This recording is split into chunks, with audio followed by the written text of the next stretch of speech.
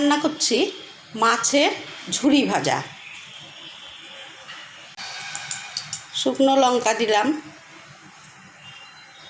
জিরে ফোড়ন দিলাম, গোটা জিরে ফোড়নে দিলাম, দিচ্ছি। লাল করে ভেজে নিয়ে আমি মাছটা ছেড়ে দেব।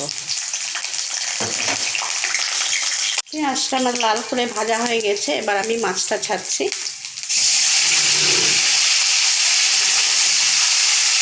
অনেক সময় হয় না বন্ধুরা, আগের দিন বেশি মাছ আনা হলে সেই দিন পরের দিন আর এইভাবে খেতে ইচ্ছা করে না, তখন এরকম একটা আইটেম করলে মন্দ হয় না, তাই না বন্ধুরা?